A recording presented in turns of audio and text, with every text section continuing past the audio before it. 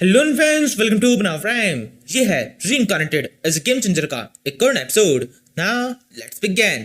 पिछले एपिसोड के अंत तक हमने देखा सॉन्ग और जेरियो जोन के अंदर आते हैं। यहाँ पर इनका मेन गोल है डीमन लीडर को हराना। इसे हराने के लिए इनकी सबसे पहले फाइट इन दो डीमन से होती है जो कि बहुत ज्यादा ताकतवर होते हैं। यहाँ पे जेरियो तो अपने अपोनेंट को बड़ी सन से हरा देता है, लेकिन सॉन्ग को अपने अपोनेंट को हराने में थोड़ी मुश्किल आती है। लेकिन फिर भी किस तरीके से इन दोनों को हराने के बाद में ये एंड में डीमन लीडर के पास में पहुंचते हैं और आखिरी में इस पर अटैक करने वाले होते हैं। तभी सॉन्ग को पता चलता है जेरियो उससे एकदम धोखा कर रहा है। जेरियो अपनी तलवार को सॉन्ग की पीठ में घुसा देता है और उसे कहने लगता है मैं तुम्हें ये नहीं करने दूंगा। सॉन्ग कहता है जेरियो ये तुम क्या कर रहे हो।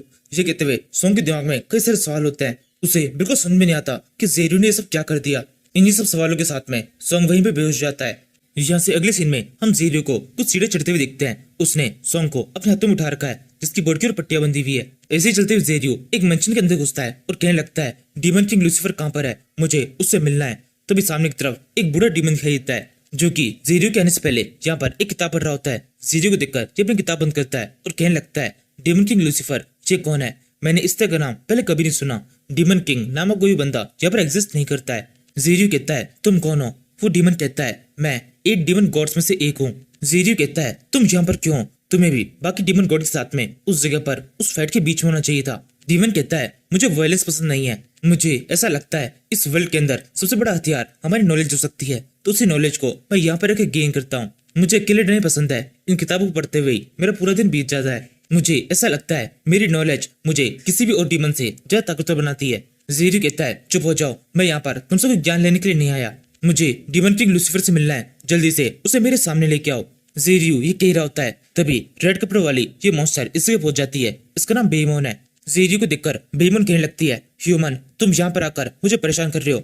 जेरियो कहता है मुझे बहुत खुशी हुई कि किसी ने मुझे ह्यूमन कहा, मुझे लगा नहीं था मैं अभी भी इस लायक हूँ कि कोई मुझे ह्यूमन कह सके। तभी ये पड़ाकू डीमन जिसका नाम स्लॉथ है ये कहने लगता है बेईमन तुम आ गई, वहाँ पे सब कुछ कैसे चल रहा है। बेईमन कहती है वहाँ पे सब कुछ एकदम बोरिंग है, मैंने वहाँ पर अपने कुछ पेट्स को छोड़ दिया है जो कि हमें पूरी तरह तबाही मचा देंगे। कुछ ही टाइम में सारे ह्यूमंस खत्म हो जाएंगे। अधिकतर ह्यूमंस तो खत्म हो चुके हैं, केवल अब कुछ ह्यूमंस जो एक छोटे से एरिया में रह रहे हैं वही हैं जो कि हमसे फाइट करने की हिम्मत कर रहे हैं। वो सब भी इतना ज्यादा कमजोर है कि उनसे फाइट करके मुझे बिल्कुल मजा नहीं आ रहा है। वो सब कुछ एकदम बोरिंग था, इसलिए मैं यहाँ पर आ गई। ह्यूमंस की ऐसी इंसल्ट सुनकर जेरियो को काफी बुरा लगता है। तभी स्लॉथ कहता है हाँ आप बिल्कुल ठीक कह रही है, आपका खुद का वहाँ पे रहना कुछ जरूरी नहीं है, आप डीमंस में से सबसे ताकतवर डीमन है। ये कमजोर ह्यूमन बिल्कुल भी इस लायक नहीं है कि आपके हाथों से मर सके।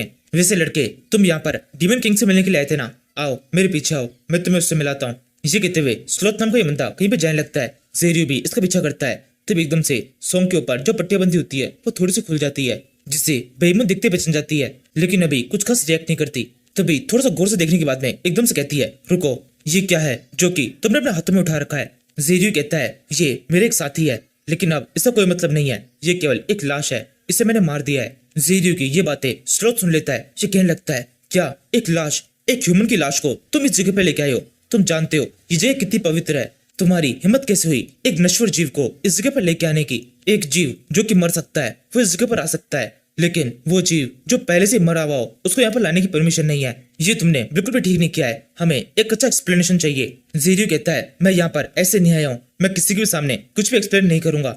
मेरे यहाँ पर आने का एक बहुत बड़ा कारण है, अगर तुमने यहाँ से मुझे नहीं जाने दिया तो इसके अंदर तुम्हारा ही नुकसान होगा। बेईमन कहती है तुम आगे जा सकते हो, लेकिन इस लाश को तुम्हें यही छोड़ना होगा। जेरियो कहता है नहीं बिल्कुल नहीं, मैं ऐसे ही किसी छोटे मोटे डीमन गॉड की बात नहीं सुनूंगा, मुझे केवल डीमन किंग के कमांड में आने के लिए कहा गया है। अगर वो खुद आके मुझसे कुछ करने के लिए कहेगा तो ही मैं कुछ करने वाला हूँ, वरना मेरे को जो मन करेगा मैं वही कर सकता हूँ। ये सुनकर अब बेईमन को थोड़ा गुस्सा आने लगता है। वो कहती है मैंने कहा उसे नीचे रखो। ये सुनकर जेरियो थोड़ा दिमाग से काम लेता है। वो कहता है थोड़ा शांत हो जाइए, मैं बिल्कुल भी आपको गुस्सा दिलाना नहीं चाहता था। ये लाश मेरे एक दोस्त की है, मुझे लगता है मेरा ये दोस्त इतना काबिल है कि इसे एक नई लाइफ देनी चाहिए, मैं चाहता हूँ इसे न्यू ह्यूमन बनाया जाए। ये सुनकर बेईमन अपना अग्रेशन और जो बढ़ाने लगती है। वो कहती है मेरे को एक बात 3 बार कहना पसंद नहीं है, मैं तुमसे आखिरी बार कह रही हूँ उसे नीचे रख दो और फिर यहाँ से आगे बढ़ो। ये सुनकर अब जेरियो भी थोड़ा अग्रेशन दिखाने लगता है। वो कहता है क्या होगा अगर मैं तुम्हारी बात ना मानूं। बेईमन कहती है ऐसी कंडीशन में तुम्हारी मुलाकात डीमन किंग से नहीं तुम्हारी मौत से होगी। जिस सुनकर जेरियो वापस से अपना गुस्सा थोड़ा शांत करता है और फिर कहता है प्लीज समझने की कोशिश कीजिए, मैं आपकी बात नहीं मान सकता हूँ। ये सुनते ही बेईमन जेरियो के ऊपर जो अटैक कर देती है। 2 बड़े बड़े स्लैशेस जेरियो के तो बनने लगते हैं। इसे डॉज करने के लिए वो अपनी ओडिन एजिलिटी का यूज करता है और जोर से चलकर अटैक को डॉज कर लेता है। इसी टाइम पर बेमोन अपनी अगली स्किल यूज करने लगती है। ये देखकर स्लॉथ कहता है, नहीं रुक जाइए, इस जगह पर इतने खतरनाक अटैक यूज मत कीजिए, ये पूर्वजों की जगह है, यहाँ पर कुछ नहीं होना चाहिए। स्लॉथ की ये बात सुनकर भी बेमोन रुकते नहीं है। वो तेजी से अपनी स्पीड यूज करके ज़ेरियो के एकदम पीछे पहुंच जाती है और अपनी तलवार से उस पर अटैक करने लगती है। ज़ेरियो को एकदम एंड टाइम पर इस तरह का पता चल जाता है। वो जल्दी से पीछे मुड़कर अपनी तलवार से इस तरह को ब्लॉक कर लेता है और सोचने लगता है इसकी स्पीड बहुत ज्यादा तेज है, लगभग सोंग के टेलीपोर्टेशन के बराबर ही इसकी स्पीड है। ज़ेरियो ये सोचते हुए इस तरह को ब्लॉक कर ही रहा होता है तो बेमोन अपना अगला अटैक कर देती है। उसकी बॉडी के अंदर से एक बहुत बड़ा स्कल बाहर निकलता है। बेमोन के एकदम पास में होने के कारण ज़ेरियो बिल्कुल भी इस तरह को डॉज नहीं कर पाता। स्कल उसकी बॉडी में पड़ जाता है। ये स्कल कोई फिजिकल अटैक नहीं देता, बल्कि इसका इम्पैक्ट सीधे सोल के ऊपर पड़ता है। ज़ेरियो जोर से चलकर इस डीमन से थोड़ा दूर हट जाता है। ये डीमन ज़ेरियो की तरफ बढ़ती है, उसे कहने लगती है, मैं अब की बार तुमसे आखिरी बार कह रही हूँ, इस लाश को यहीं छोड़ के जाओ। इस लाश को लेकर तुम डीमन किंग के पास में नहीं जा सकते। अगर तुम अभी भी मेरी बात को नहीं मानोगे तो तुम्हें मानने में मुझे ज्यादा दिक्कत नहीं होगी। ज़ेरियो कहता है, तुम्हें ह्यूमन से क्या दिक्कत है? ह्यूमन से इतना ऑब्सेस्ड क्यों हो तुम? मुझे ऐसा लग रहा है कोई और बात है। ये सुनकर बेमोन इस बात को एक्सेप्ट कर लेती है। वो कहने लगती है, हाँ तुम ठीक कह रहे हो, ह्यूमन के साथ में मेरी कुछ पर्सनल फीलिंग्स है। ज़ेरियो कहता है, पर्सनल फीलिंग? लेकिन तुम तो एक डीमन गॉड हो। जहाँ तक मुझे लगता है तुम्हें डीमन गॉड्स को हमेशा ऐसा ही लगता है कि हम ह्यूमंस एक पैरासाइट की तरह है, तो उनके साथ में तुम्हारी कोई फीलिंग जैसे हो सकती है। बेमोन कहती है, मैं तुम्हें किसी भी तरह का एक्सप्लेनेशन नहीं दूंगी, तुम जो कोई भी हो या फिर तुम्हें मास्टर ने किसी भी काम से अपने पास में बुलाया हो, लेकिन मेरे पास में यहाँ पर फुल पावर है कि मैं जब चाहूँ तब तुम्हें मार सकती हूँ। ज़ेरियो कहता है, अच्छा ऐसी बात है तो फिर ठीक है, अब मैं भी थोड़ा एक्टिव हो जाता हूँ। ये कहते हुए ज़ेरियो अपनी तलवार की डार्क एनर्जी को कब्जे तक बढ़ा देता है। ये देखकर स्लॉथ का एहसास हो जाता है कि यहाँ पर अब कुछ खतरनाक होने वाला है। वो कहने लगता है, तुम दोनों यहाँ पर फाइट नहीं कर सकते, तुम्हें जो कुछ भी करना है यहाँ से बाहर जाओ, उसके बाद डिसाइड करो और फिर अंदर आओ। स्लॉथ ये कह रहा होता है, तभी उस जगह पर एक पोर्टल ओपन होता है। वो कहने लगता है, अब ये क्या है, कौन आ रहा है? इसी टाइम पर उस पोर्टल के अंदर से इस सीरीज का ये मेन बॉस उसके साथ में रफेल बाहर निकलती है। बॉस कहने लगता है, ज़ेरियो बेमोन शांत हो जाओ, तुम दोनों से कोई भी फाइट नहीं करेगा। तभी स्लॉथ कहने लगता है, बहुत अच्छा हुआ ड्रैगन आप यहाँ पर आ गए, मुझे तो लगा था ये लोग पूरी जगह को तहस नहस कर देंगे, आप एकदम सही टाइम पर यहाँ पहुंचे हैं। ये सुनकर ज़ेरियो कहने लगता है, अच्छा तो ये बात है, तुम्हारा नाम ड्रैगन है? ड्रैगन कहता है, मेरा कोई एक नाम नहीं है, अलग अलग लोग मुझे अलग अलग नाम से पुकारते हैं। जैसे कुछ लोग कहते हैं गेम क्रिएटर, कुछ लोगों के लिए मैं एक एंसेस्टर हूँ और कुछ के लिए सुपर बीइंग। इनमें से तुम जो चाहो वो मुझे बुला सकते हो। बेमोन कहती है, इस इंसान से बाद में बात करना, पहले मुझे कुछ जवाब दो। मुझे बताओ ऐसे क्या जरूरत आन पड़ी थी कि तुम्हें एक इंसान को यहाँ बुलाना पड़ा?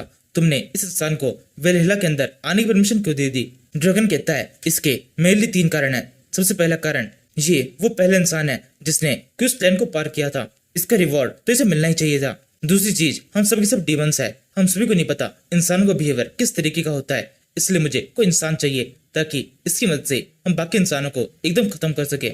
इस सबसे बढ़कर तीसरा और सबसे इम्पोर्टेंट कारण, मैं चाहता हूँ इस वर्ल्ड से इंसान कभी खत्म ना हो, मतलब कम से कम एक इंसान तो हमारे पास में रहे, ताकि हमें से कोई लोग जब किसी इंसान को देखना चाहे तो हमारे पास में एक सैंपल हो। ये इंसान उसी सैंपल की तरह है, इससे हमें हमेशा याद रहेगा कि इंसान कैसे दिखाई देते हैं। बेमोन कहती है, मुझे इस सब कोई फर्क नहीं पड़ता कि यहाँ पर तुम्हारा प्लान क्या है, लेकिन मेरे लिए इंपॉर्टेंट क्या है, इस आदमी के पास में एक लाश है, वो लाश मुझे चाहिए। ड्रैगन बोलता है, ज़ेरियो ये सब मैं क्या सुन रहा हूँ, मैंने तुम्हें यहाँ पर आने की परमिशन दी थी, तुम अपने साथ में किसी और को अपने साथ लेके नहीं आ सकते। जिसमें ज़ेरियो ड्रैगन के सामने अपना सर झुकाने लगता है और उससे कहता है, प्लीज मुझे माफ कर दीजिए, लेकिन मुझे ऐसा लगता है सॉन्ग बहुत ज्यादा ताकतवर है, वो कैपेबल है कि उसे न्यू ह्यूमन बनाया जाए। इस टाइम पर इस वर्ल्ड के अंदर मैं जितने भी लोगों को जानता हूँ उन सभी में से ये सबसे ज्यादा ताकतवर है, इसलिए हमें इसे मौका देना चाहिए, इसलिए मैंने सोचा। ड्रैगन कहता है, मुझे इस बात से कोई फर्क नहीं पड़ता कि तुम क्या सोचते हो, मैंने तुमसे पहले ही ये बात कही थी, न्यू ह्यूमन केवल एक इंसान बन सकता है और ये मौका हमने तुम्हें दिया है। ज़ेरियो कहता है, लेकिन ये सही नहीं है।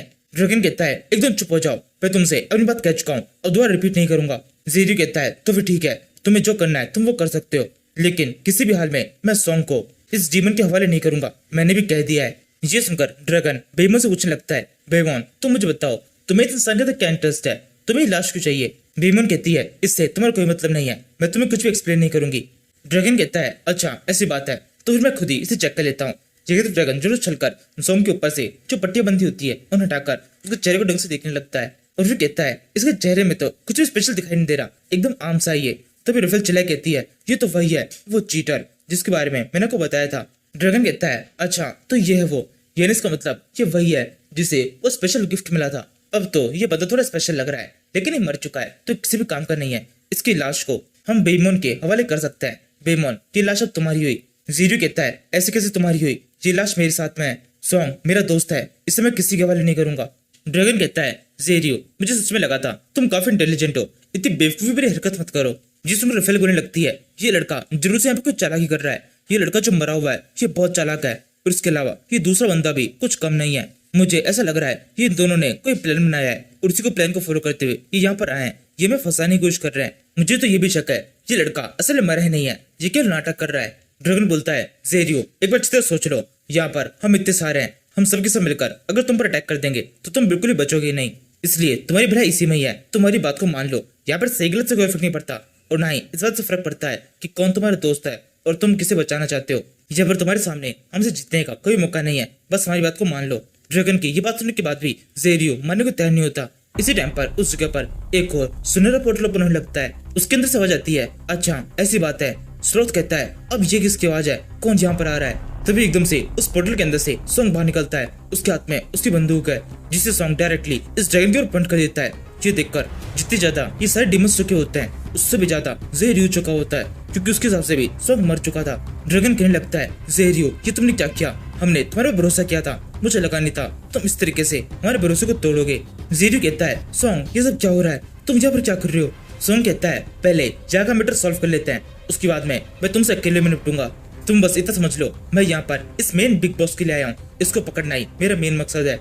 यहाँ से हम कुछ घंटे पहले का ये फ्लैशबैक देखते हैं। ये वो टाइम है जब जेरियो ने अभी अपनी तलवार सॉन्ग की पीठ में घुसाई थी। सॉन्ग कहने लगता है जेरियो ये तुमने क्या किया। जेरियो कहता है यही मेरा मेन मिशन था, इसी के लिए मैं तुम्हें यहाँ पर लेके आया था और अब मैं तुम्हें मार रहा हूँ। जेरियो के इतना कहने के साथ ही सॉन्ग जिन बिगड़ जाता है और कहने लगता है जेरियो ये तुम बिल्कुल भी ठीक नहीं कर रहे हो, अगर तुम ही बस में गद्दारी करोगे तो ह्यूमैनिटी आगे कैसे बढ़ पाएगी। तुम्हारा ये सब कुछ भी करना ह्यूमैनिटी के ऊपर एक बहुत ही खतरनाक इम्पैक्ट हो सकता है।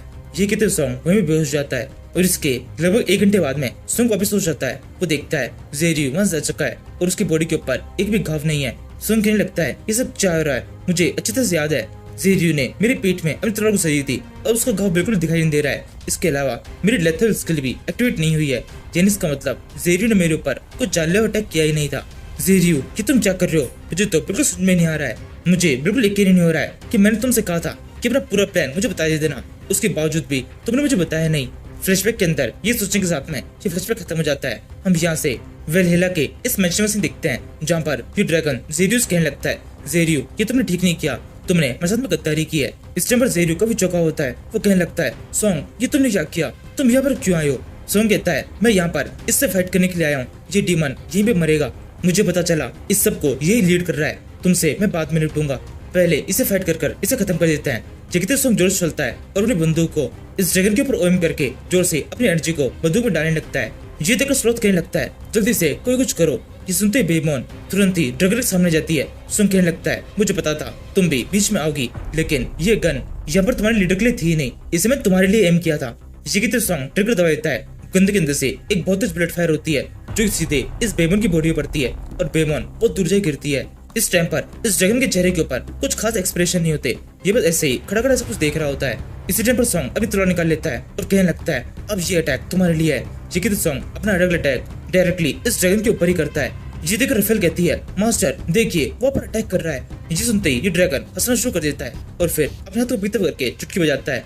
इसके साथ ही उस जगह टाइम फ्रीज हो जाता है। इससे अब सॉन्ग का वजह चौंक जाता है। ड्रैगन कहता है तुम हो क्या, तुम्हें क्यों लगा था कि तुम मुझे मार सकते हो, मेरी पावर तुमसे बहुत ज्यादा है, मैं इस गेम का क्रिएटर हूँ, तुम्हारे पास में ये जो कुछ भी पावर है ये सब कुछ मैंने तुम्हें दी है और तुम्हें लगा था मेरी दी पावर को यूज करके तुम मुझे मार दोगे। ये पूरा वर्ल्ड मेरा है, तुम देखो इस वर्ल्ड के अंदर मैं क्या कर सकता हूँ। ये कहते जेरियो कुछ सोचने लगता है। उसे सोचने के साथ ही उसकी एजिलिटी, स्टेमिना, स्ट्रेंथ सब कुछ काफी तेजी से इंक्रीज होने लगता है। इसके बाद में वो अपनी स्किल यूज करता है और फिर टाइम को वापस से स्टार्ट कर देता है। इसके तुरंत बाद सॉन्ग के हाथ में जो तलवार होती है उससे कई सारे टुकड़े हो जाते हैं। अपने वेपन को इस तरीके से टूटते हुए देखना सॉन्ग के लिए एक बहुत ही खतरनाक इम्पैक्ट होता है, क्योंकि ये वेपन सॉन्ग को एकदम स्टार्टिंग में मिला था और अब तक की जितनी फाइट सॉन्ग ने जीती थी उन सभी के अंदर इस वेपन का सबसे बड़ा रोल था। सॉन्ग को इसलिए चौंका हुआ देखकर ड्रैगन कहने लगता है न केवल इस गेम की एबिलिटीज को बल्कि इस गेम के हर एक इक्विपमेंट को मैं कंट्रोल करता हूँ। मैंने अपनी इसी पावर को यूज करके तुम्हारे वेपन की ड्यूरेबिलिटी एकदम खत्म कर दी है, इसी वजह से वो टूट गया है। अब तुम क्या करोगे, क्या तुम्हारे पास में कोई और तरीका है मुझसे फाइट करने का। सॉन्ग कहता है मैंने अभी तक हार नहीं मानी है। ये कहते सॉन्ग उस तलवार के हत्थे को सर में फेंक देता है और फिर अपनी आइस स्किल का यूज करता है। ये सॉन्ग के मर्चेंट टाइप की स्किल है जिससे वहाँ पर कुछ आइस क्रिएट हो जाती है जो कि तेजी से ड्रैगन की बॉडी पे जमने की कोशिश करती है, लेकिन ड्रैगन टच भी नहीं हो पाती। जब सॉन्ग को स्किन शो होती है जिसके ऊपर लिखा है ये इनविंसिबल है, इस स्किल का इफेक्ट इसके ऊपर नहीं होगा। ये देखकर सॉन्ग तुरंत अपनी टेलीपोर्टेशन पावर यूज करता है और तेजी से इस ड्रैगन के पीछे आकर अपनी ब्लाइंडनेस स्किल का यूज करता है। चारों तरफ सॉन्ग का वो काला धुआं फैल जाता है जिसकी चपेटे के अंदर ये ड्रैगन भी आ जाता है, लेकिन इस बार भी इफेक्ट पहले जैसा ही है। इस ब्लाइंडनेस का इफेक्ट इस ड्रैगन के ऊपर बिल्कुल भी नहीं हुआ है। सॉन्ग को वापस से वही पुरानी स्क्रीन शो हो जाती है। ड्रैगन हंसते हुए बोलता है क्या अभी भी और कुछ बचा है? सॉन्ग कहता है हाँ अभी बाकी है। ये कहते सॉन्ग अपनी उस इन्वेंटरी के अंदर से इस गन को बाहर निकाल लेता है और फिर इस गन को ड्रैगन के ऊपर एम करने की कोशिश करता है। इसी टाइम पर सॉन्ग के आसपास में कई सारी घड़ियां घूमने लगती है। उसे स्क्रीन शो होती है जिसके ऊपर लिखा है तुम एम नहीं कर सकते, ये वेपन यूज किया नहीं जा सकता। ये पर्टिकुलर सॉन्ग अभी वेपन को फेंक देता है और कहने लगता है मुझे बिल्कुल विश्वास नहीं हो रहा है कि मेरा कोई वेपन तुम पर काम नहीं कर रहा। ये कहते हुए सॉन्ग सोचने लगता है मेरे पास में अभी भी वो स्पेशल ट्रायंगल है जिसकी मदद से मैं इस गेम के बग्स को कंट्रोल कर सकता हूँ। मुझे बस एकदम सही बग्स को पकड़ना है, उसके बाद में इस फाइट के अंदर मैं वापस एंटर कर पाऊंगा। इसी उम्मीद में सॉन्ग उस ट्रायंगल को बाहर निकाल लेता है और उसे एक्टिवेट करने लगता है, लेकिन ये भी काम नहीं कर रहा है। स्क्रीन शो होती है जिसके ऊपर लिखा है इस ट्रायंगल का भी तुम यूज नहीं कर सकते, इसे यूज करने के लिए कुछ रिक्वायरमेंट्स को कंप्लीट करना होता है जो ही कंप्लीट नहीं हुई है। ड्रैगन हंसते हुए बोलता है सॉन्ग मैंने तुमसे कहा ना ये सारे वेपन्स, इक्विपमेंट्स, एबिलिटीज तुम्हें सब कुछ मैंने दी है, तो ये सब कुछ मैं तुमसे दोबारा छीन भी सकता हूँ। ये सुनकर सॉन्ग पूरी तरह निराश हो जाता है, वो अपने घुटने टेक देता है और कहने लगता है मैं क्या करूँ, मैं अब कुछ भी नहीं कर पा रहा हूँ। मेरा हर एक वेपन इसके सामने पूरी तरह से बेकार है। मैं अब वापस से वो बन चुका हूँ जो कि इस गेम के शुरू से पहले था, एकदम कचरा, एकदम बेकार। ज़ीरो कहता है सॉन्ग अब तुम्हें समझना चाहिए कि ये बहुत ताकतवर है, हमारा इसके सामने कोई मैच नहीं है, हम इसको कुछ भी नहीं बिगाड़ सकते। सॉन्ग कहता है ज़ेरियो मुझे एक बात बताओ, तुम्हें ये बात पहले से पता थी कि ये बहुत ताकतवर है, इसका हमारा सामना होने वाला है, यानी इसका मतलब तुम्हें ये बात बताती कि ज़ोन किंग के आना हमारा एकदम बेकार काम है, हम वहां पर आकर इन डीमंस को मारकर केवल टाइम वेस्ट कर रहे हैं, तो फिर तुम मुझे यहाँ पर लेके ही क्यों आए थे? ज़ीरो कहता है मुझे माफ कर दो, मैंने फ्यूचर देख लिया था, मुझे पता था डीमंस का अटैक होने वाला है, इससे मैंने सोचा जिसको बचा सकता हूँ उसे बचा लेता हूँ, मुझे लगा नहीं था तुम मेरे साथ में इतनी बुरी तरह से फंस जाओगे। ये सुनकर सॉन्ग अब पूरे गुस्से में ज़ेरियो तो देखने लगता है, उससे कहता है क्या कह रहे हो तुम? तुम्हें पहले से पता था कि डीमंस का अटैक होने वाला है, उसके बावजूद भी अपने सारे दोस्तों को वहां पर अकेला छोड़कर तुम मुझे यहाँ पर लेके आ गए। वहां पर हमारे दोस्तों को हमारी जरूरत है और हम यहाँ पर ये बेमतलब की फाइट लड़ रहे हैं। ज़ीरो कहता है मुझे माफ कर दो, लेकिन मुझे अपने बारे में सोचना होगा, मुझे पता है इस फाइट के अंदर हम नहीं जीत सकते, ह्यूमंस हारेंगे ही, इसी वजह से मैं केवल अपने फ्यूचर के बारे में सोच रहा हूँ। ये सुनते ही सॉन्ग अपना कंट्रोल खो देता है, फिर तेजी से खड़ा होकर ज़ीरो के मुंह पे मुक्का मारना शुरू कर देता है और उसे कहता है तुम केवल खुद के बारे में सोच रहे हो, बाकी सबका क्या? वहां पर कितने सारे लोग हैं जिन सभी को तुमने उम्मीद दी थी, वो सबके सब तुमसे उम्मीद दिखाए बैठे होंगे कि तुम यहाँ पर उनके लिए कुछ कर रहे हो। स्पेशली तुम्हारे गिल्ड के नैना और बेमो, वो दोनों तो तुम्हें कितना मानते हैं, लेकिन तुमने तो अपनी लाइफ के लिए उन सभी को बेच दिया। ज़ीरो कहता है ये केवल एक मौका था जो कि मुझे मिला और मैंने एक्सेप्ट कर लिया। सॉन्ग कहता है कितने घटिया हो तुम अभी खुद को जस्टिफाई करने की कोशिश कर रहे हो। इस तरह से सॉन्ग और ज़ीरो की फाइट को देखकर रफेल को लगने लगता है कि सॉन्ग किसी तरीके से ज़ीरो को वापस मना लेगा, इसलिए वो इन्हें रोकने की कोशिश करती है। वो कहने लगती है इंसान तुम रुक जाओ, उस लड़के ज़ीरो ने अपना डिसीजन खुद लिया है, उसने तुम्हें बता दिया है कि वो असल में क्या है, अब तुम्हें उसे उस तरह से एक्सेप्ट करना चाहिए, बल्कि तुम्हें एक्सेप्ट करने की जरूरत नहीं है, तुम वैसे भी खत्म होने वाले हो। ज़ीरो कहता है हाँ सॉन्ग तुम्हें समझना होगा, ये जो कुछ भी हम कर रहे हैं ये सब कुछ बिल्कुल बेकार है, डीमन मास्टर सबसे ज्यादा ताकतवर है, उसके सामने हम कुछ भी नहीं है। ड्रैगन बोलता है हाँ तुम बिल्कुल ठीक कह रहे हो, मैं बहुत ताकतवर हूँ, मैंने तुम्हें ऑप्शंस दिए थे, तुमने एकदम सही ऑप्शन सिलेक्ट किया है मेरी तरफ आके, अब क्योंकि तुम मेरी तरफ आ चुके हो इसलिए मैं तुम्हारी एक रिक्वेस्ट को एक्सेप्ट कर लेता हूँ, मैं तुम्हारे इस दोस्त को भी एक मौका देने को तैयार हूँ। सॉन्ग अब तुम्हारे पास में भी एक चॉइस है, तुम क्या करना चाहते हो, अपने साथियों के साथ में तुम नष्ट हो जाना चाहते हो या फिर तुम भी एक लंबी लाइफ चाहते हो? मैं तुम्हें एक मौका दे रहा हूँ न्यू ह्यूमन बनने का, हमारे साथ में शामिल होने का। ये कहते ड्रैगन सॉन्ग की तरफ अपना हाथ बढ़ाता है, सॉन्ग ज़ीरो को छोड़ देता है और फिर कहने लगता है ज़ीरो मुझे पता था तुम हमेशा से सबसे ज्यादा स्मार्ट थे, तुम जो कुछ भी करते हो उसे करने से पहले बहुत बार सोचते हो, अच्छी तरह समझते हो कि किसके अंदर तुम्हारा ज्यादा प्रॉफिट है। अब तुमने जो कुछ भी डिसीजन लिया होगा वो अच्छी तरह सोच समझ के लिया होगा, तुम्हें जरूर से आगे चलकर अपने डिसीजन के ऊपर बिल्कुल पछतावा नहीं होगा, लेकिन मैं तुम्हारे जितना स्मार्ट नहीं हूँ। ये सुनकर ज़ीरो समझ जाता है सॉन्ग ने क्या डिसीजन लिया है, वो कहने लगता है सॉन्ग सोच लो ये डिसीजन सही नहीं है। सॉन्ग कहता है मैंने डिसाइड कर लिया है, मैं ऐसे जिंदा रहने से ज्यादा उन लोगों के साथ मरना पसंद करूंगा जो कि मेरे से उम्मीद लाके बैठे हैं, मुझे पसंद करते हैं और जिन लोगों को मुझ पर भरोसा है कि मैं उन्हें बचाऊंगा। मुझे अच्छी तरह से याद है ये सब कुछ मुझे कितनी मुश्किल से मिला है। ये लाइफ जो मेरे पास में है इसके लिए मैंने कितनी मेहनत की है। उस टाइम पर जब ये गेम शुरू नहीं हुआ था मेरी लाइफ बहुत ज्यादा बेकार थी। मेरे ऊपर बहुत ज्यादा कर्जा था। सभी लोग मेरा मजाक उड़ाते थे। मेरे पास में खाने के लिए कुछ नहीं था। लोग मुझसे बात नहीं करते थे। और उस टाइम पर जब मैं अकेला था मेरे चारों तो डार्कनेस थी। मेरा कुछ भी करने का मन नहीं करता था। मेरे कुछ सपने नहीं थे। मैं पूरी तरह से खाली था। मैं एक ऐसा इंसान था जो कि इस वर्ल्ड के अंदर तो था लेकिन मेरा कोई वजूद नहीं था। इस पूरे अकेलेपन की वजह से जो लोग मुझे सपोर्ट करते थे मैं उन्हें भी ठीक तरीके से ट्रीट नहीं कर पाता था। लेकिन एक दिन सब कुछ बदला।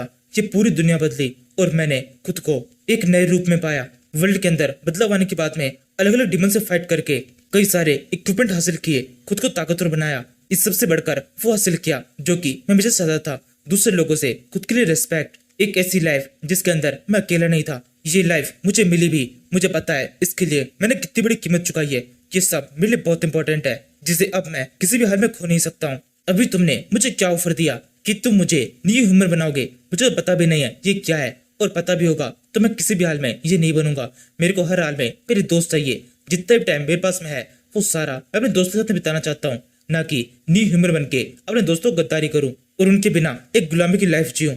तो अब तुम लोग मेरा डिसीजन अच्छी तरह सुन लो। मैं किसी भी हाल में किसी भी डीमन के सामने अपने घुटने नहीं टेकूंगा। यहाँ पे जीरी को तो पता होता है कि सॉन्ग ऐसे कुछ जॉब देगा लेकिन ये डीमन सॉन्ग के जॉब को सुनकर काफी चौंक जाती है। इसी टाइम पर ये ड्रैगन जोरों से हंसना शुरू कर देता है और फिर कहता है, सॉन्ग मैंने तुम्हें कितना अच्छा ऑफर दिया था लेकिन तुमने इस ऑफर को न सिलेक्ट कर बहुत बड़ी गलती कर दी है। अगर मैं तुम्हारे तरीके से सोचूं तो लग रहा है ह्यूमन बने रहना ही ज्यादा सही रहेगा। लेकिन फिर भी अब इस सही चीज के गलत रिजल्ट तुम्हें देखने को मिलेंगे। अब तुम मरने के लिए तैयार हो जाओ।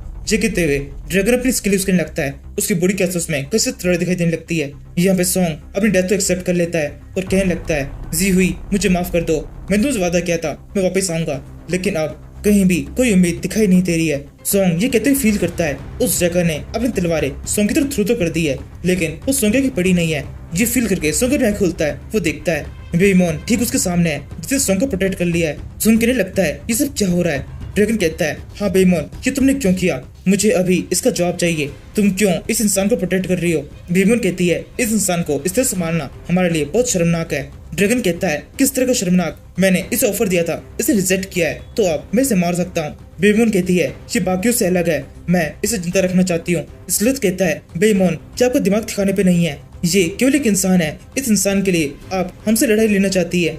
क्या आप भूल गई हैं आपका यहाँ पे क्रिएटर कौन है, किसने आपको बनाया है। सर ड्रैगन प्लीज इनकी गलतियों को माफ कर दीजिए, ये जरूर से थोड़ा सा बहक गई है, अगर हम इन्हें थोड़ा समझाएंगे तो ये मान जाएंगी। बेईमान कहती है, नहीं बिल्कुल नहीं, मैं बिल्कुल भी मानने वाली नहीं हूँ, मुझे ये इंसान जिंदा चाहिए नहीं तो। ये कहते हुए बेईमान अपनी तलवार को उस ड्रैगन की तरफ पॉइंट कर देती है। इससे रफेल को बहुत गुस्सा आने लगता है। वो कहने लगती है, ये तुम क्या कर रही हो, तुम्हारी हिम्मत कैसे हुई मास्टर की तरफ अपनी तलवार पॉइंट करने की, तुम्हारा हमारे मास्टर के सामने कुछ अस्तित्व नहीं है। बेईमान कहती है, मुझे पता है, इसने अभी भी कहा था कि इस वर्ल्ड के अंदर जितनी भी एबिलिटीज इक्विपमेंट है वो सब की सब इसी ने बनाया है, ये उनसे भी कंट्रोल कर सकता है। तो फिर देखते हैं कि ये मुझे भी कंट्रोल कर सकता है। ड्रैगन कहता है, नहीं ऐसा नहीं हो सकता, मैं तुम्हें कंट्रोल नहीं कर सकता क्योंकि तुम्हारे पास जो भी पावर है वो सारी तुम्हारे बचपन में दी गई थी, इसी वजह से तुम्हारी पावर पूरी तरह से तुम्हारी है। मैं केवल उन्हीं डिमन से कंट्रोल कर सकता हूँ जिन्हें पावर उनके जन्म के बाद में दी गई हो। बेईमान कहती है, अच्छा ऐसी बात है तो संभालो इसे। ये कहते बेईमान अपनी तलवार से इस ड्रैगन के ऊपर अटैक कर देती है। ड्रैगन बड़ी सैनिक से अपनी उंगलियों से अटैक को ब्लॉक कर लेता है। स्लोथ कहता है, बेईमान ये तुम क्या कर रही हो, तुम्हारी हिम्मत कैसे हुई इनके ऊपर इस तरह से अटैक करने की। ड्रैगन कहता है, लगता है तुमने आपको कुछ ज्यादा समझने लगी हो, मैंने भी कहा था मैं तुम्हें कंट्रोल नहीं कर सकता लेकिन इसका मतलब यह नहीं मैं तुम्हें नष्ट भी नहीं कर पाऊंगा, मेरी पावर अभी भी तुमसे ज्यादा ही है। वैसे मैं तुम्हें एक बात बता देता हूँ, मैंने तुम्हारे ऊपर काफी लंबे टाइम से नजर रखी हुई थी। मुझे स्टार्टिंग से पता था कि तुम कहीं ना कहीं मेरे प्लान के अंदर कोई ना कोई बाधा क्रिएट करने की कोशिश करोगी। बेईमान कहती है, हाँ तुम बिल्कुल ठीक कह रहे हो, तुम बहुत महान हो, तुम इस काबिल नहीं हो कि हमारे साथ में यहाँ पर रह सको, जाओ हेल में जाओ, ये जगह हमारी है, तुम यहाँ नहीं रह सकते। रिफिल कहती है, बेईमान ये तुम क्या कर रही हो, तुम एक प्रिंसेस हो, तुम्हारा इस तरह का बिहेवियर बिल्कुल भी ठीक नहीं है। ये सुनती हुई बेईमान ड्रैगन से दूर उठ जाती है और फिर कहने लगती है, मैं एक प्रिंसेस हूँ लेकिन मुझे अच्छी तरह से याद है तुम लोगों ने किस तरीके से एक जानवर की तरह एक आइलैंड के ऊपर मुझे कैद करके रखा था, वो सब कुछ मैं भूली नहीं हूँ। जगह बेईमान वापस से ड्रैगन के ऊपर अटैक करती है जिसे ड्रैगन वापस डॉच करता है और फिर कहने लगता है, ये कैसे हो पा रहा है, तुम्हें सारी याददाश्त भूल जाना चाहिए था, तुम्हें सब कुछ कैसे याद है। बेईमान कहती है, हाँ तुम बिल्कुल ठीक कह रहे हो, जिस तरह का ट्रीटमेंट तुम लोगों ने मेरे साथ में किया था उसके बाद में मुझे सब कुछ भूल जाना चाहिए था, तुमने 6 साल तक मुझे लगभग कोमा की हालत में रखा, मेरे ऊपर कई सारे स्पेल्स यूज किए, लेकिन जब तुम लोगों ने मुझे वाक किया तब थोड़ी सी गड़बड़ रह गई और मुझे की सारी आदत याद रह गई। अब जब मैं उस सब के बारे में सोचती हूँ तो मेरे माइंड में केवल एक चीज आती है कि मुझे तुम्हें मारना है। ये कहने के साथ ही बेईमान और उस ड्रैगन के बीच में फाइट शुरू हो जाती है। सॉन्ग इस फाइट को दूर से देख रहा होता है, सोचने लगता है यहाँ ये सब क्या हो रहा है, ये सब किस बारे में बात कर रहे हैं, ये कितनी अजीब सी फाइट है। एक तरफ है एक डीमन गॉड और दूसरी तरफ है एक डीमन मास्टर। यहाँ पर ये मास्टर इस गॉड को कंट्रोल नहीं कर सकता और गॉड इस मास्टर को मार नहीं सकती। इन दोनों की फाइट काफी लंबे टाइम तक चलने वाली है, लेकिन इस सबसे मुझे कोई मतलब नहीं है। मुझे तो बस थोड़ा सा टाइम चाहिए था और पावर को रिकवर करने के लिए मेरे पास में ये सही मौका है। मुझे खुद की पावर को रिकवर करने के बाद में एकदम सही मौका ढूंढना होगा। अगर मैंने किसी तरीके से इस मास्टर को मार दिया तो फिर से इस फाइट के अंदर हमारी जीत हो सकती है। सॉन्ग ये कह रहा होता है तभी एकदम से उसके पाँव के पास में ये तलवार गिरती है। ये तलवार है ज़ेरियो की, जिसे सॉन्ग उस तरह डॉज कर लेता है और फिर कहने लगता है ज़ेरियो ये तुम क्या कर रहे हो। ज़ेरियो कहने लगता है सॉन्ग मुझे पता है तुम क्या करने की सोच रहे हो, लेकिन अब मैं अपनी साइड चुन चुका हूँ, मैं तुम्हें रोकूंगा। सॉन्ग कहता है ज़ेरियो ये तुम क्या कर रहे हो, मुझे पहले लगा था तुमने अब तक जो कुछ भी किया है ये सब कुछ एक नाटक है, तुम यहाँ पर किसी प्लान को फॉलो करते हुए आए हो, लेकिन अब तुम्हारी इस तरह की हरकत से मुझे डर लग रहा है। क्या तुम इस सब के लिए पूरी तरह सीरियस हो। ज़ेरियो कहता है तुम्हें मेरी और सारी हरकतें इतनी बुरी तरह से नाटक लग रही थी, लेकिन असल में वो नाटक नहीं था। मैंने तुम्हें जानबूझकर जिंदा छोड़ा था क्योंकि मैं चाहता था जब मैं अपनी इस पूरी डीमन सेना के साथ में तुम पर अटैक करने के लिए आऊंगा तब तुमसे एक आखिरी बार मिल सकूं।